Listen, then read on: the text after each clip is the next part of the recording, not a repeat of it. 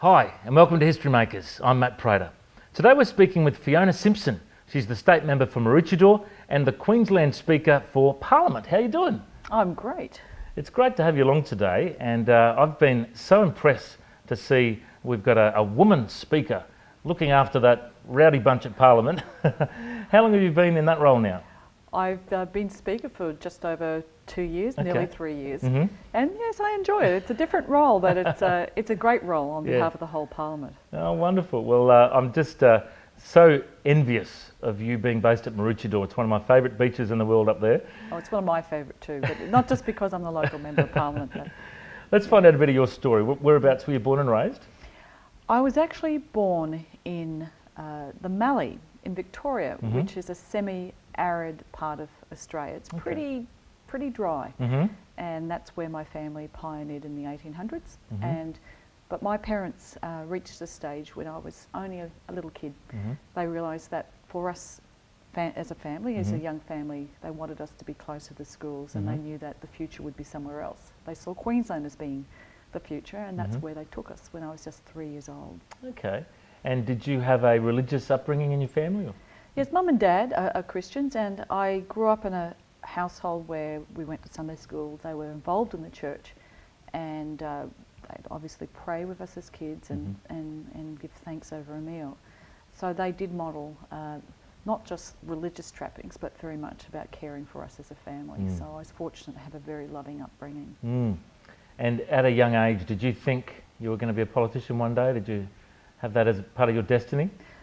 No, this is not something I had in the career path plan of life. And I think for me, I always wanted to be a journalist, and that's what I aim for, and that's what I did. So it was a bit of a detour.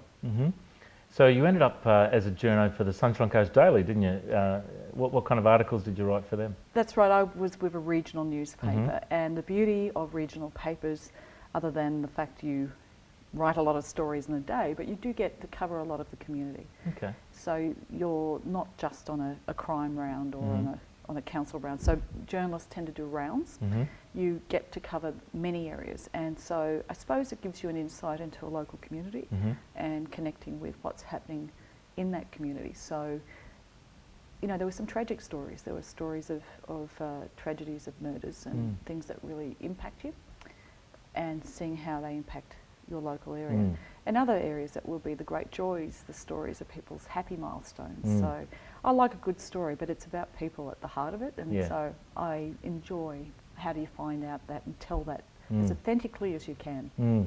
And back to your faith journey, tell us your story. You mentioned you're raised in a religious household. Did you stay following the Lord all through your teenage years, or was there a time you were away from God, or how did that happen? Look, I think, you know, if I was proverbially hit by the bus, I was a kid who didn't go outside of the church, but I went through a real period of questioning, and I don't think that's a bad thing. I think I really challenged when I was a young adult coming into adulthood what was truth. And I lived in Japan as an exchange student for 12 months. I lived in some wonderful homes with people with very different cultural backgrounds and beliefs. So for me, it was a very challenging time in a faith setting to say, well, what is truth? Here are these wonderful people. They've worshipped this way for thousands of years. So who is this Jesus of Nazareth, and how does he relate to Asia? So for me, that was a time of questioning, but believing that if there is a God, he can answer those questions. And that was my time of growing into an adult faith, was actually living in Japan. And did anyone notice a big change in your life after you made that commitment to follow the Lord? I haven't asked them that question. You see, I don't have a testimony of having been a kid who went obviously off the tracks. But I think whatever our story, we all have the opportunity to make certain choices, but just because I didn't look like I'd gone off the tracks, it was still a choice for me to follow Christ. And I know that it made a difference in my life, particularly from that perspective. The world will always change, there'll always be challenges, but you know there's somebody who's got the end game. And the peace that you have in knowing that for all the things that, getting out of your comfort zone and having a go at things, We can make mistakes, but there's ultimately a creator of the universe who loves us and who does care about not only us, but the world that we're in. And you obviously have a passion to make the world a better place, otherwise you wouldn't be in politics. What was the transition like from being a journalist to a politician? How did that happen? Well, you wouldn't say that's a normal transition, going from one very interesting occupation to politics. I do believe that we are called to make a difference, and it's about taking the skills you've got and trusting that you can use them for the good of your community, wherever you are. I don't believe a ministry role as such requires a title. I think we're all called to minister to people, so to serve people. And some will do that through other vocations, and I believe that's what I try to do through politics. What was the transition? I saw things that were going on I was not happy about, where people I knew were being impacted in my local area, and I thought, well, if you don't like it, get in there and have a go. Stop whinging, step forward and do something. Now, I know that doesn't mean everyone will run for Parliament. There are many ways of having an impact on community debates, community issues. But there was an opportunity at that time to put my hand up, and I did. And hey presto, there's a lot of work in between. That's the truncated story. So, don't go anywhere. There's another amazing guest coming up soon on Historymakers TV. And what were the big issues that you were passionate about that drove you to do something? Well, there had been a number of issues, but I think the tipping point was I actually saw the impact of government on people's lives where they weren't being treated fairly, and it was actually a road corridor going through people's homes. Now, obviously, roads, infrastructure, it's needed for the good of the whole, and this wasn't about not building roads, but it was about the way people were being treated. So, government has a lot of power, and it has to be used very carefully, and when it's being used for the public good, you still have to consider the private impact and not crush little people. So that was happening in these circumstances. So I just thought, well, if you don't like it, get in there and have a go. So that was one issue, but there were others as well. Now, as Christians, one of the big hot topics in our nation has been traditional marriage, and as you know, I've been quite outspoken about making sure we follow what the Bible says about marriage, and there's a lot of talk about it in the media all the time. What's your current view on it, and how do you think we should respond when people say we should change the definition of marriage? Well,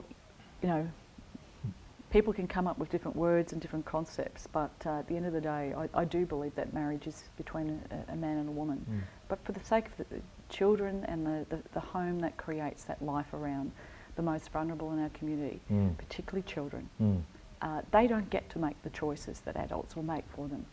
So there's a long legacy in the choices that we all make that impact on the lives of those who are vulnerable. And I think children deserve a mum and a dad. I know there are awesome people who will do it on their own as single parents. I know that there are families that are fractured through broken relationships. But if you were to look at it, not just from a moral perspective, but from a research base, there is no doubt that children benefit most when they've got that mirroring of a relationship that a mum and a dad can bring. I've been lucky to have that in my life, and I know there are many families that strive to have that, and I think that we should strengthen rather than try and weaken that. That is wonderful to hear you give that reasoned response as well, because a lot of people get emotional and fired up about it, but you're exactly right. It's about the children and about the right that they should have to being raised by a mum and a dad. And I think it's such an important thing that we have rational discussions about it, not just, a lot of people get hot under the collar about that subject. And the other big subject that is often raised in Christian circles about politics is the pro-life message. Is that something that's passionate, that we stand up for the pro-life message? I am pro-life, and I think one of the challenges in this area, it's become so polarised that while there are the spectrums of the debate where there'll never be a meeting of views and values, what has happened though with the way that the debate has become polarised is that perhaps in some ways some of the middle ground has been lost, in that once again, some of the research shows that the majority of people in the community don't believe in abortion on demand. That creates the level of loss of human life. There'll be varying views about where abortion is or isn't acceptable. For me personally, I believe that where the life of the mother is threatened, I think that there are medical grounds, and there'll be others who will disagree with me on that. But I do believe that life is precious and that we should strive to protect, but we also need to look beyond just law, because if we respond only with law and not with the love of supporting people, what the research has clearly shown is there are a lot of women who feel pressured into having an abortion because they don't have the support of their partner. They might feel financially vulnerable. Worse still, some of them will actually be bullied. And there are quite strong research also around the amount of domestic violence of women when they're pregnant. So here are women, once again, in a time of great vulnerability. We should be doing more in this area to talk without people feeling they're losing one end of the battle of an argument as such, to say how do we better support women when they're vulnerable, who do want to keep their kids and feel that they have another alternative. And that's a debating area, which I wish it was a debate. It's about how do we help support people when they really do want that support. That is wonderful. And you know, I've interviewed people from the Priceless Life Centre before, and you know, they not only offer counselling to young girls who are considering an abortion, but support to help them, you know, if they do choose to raise the child, or even to put the child up for adoption. That's an option as well, you know.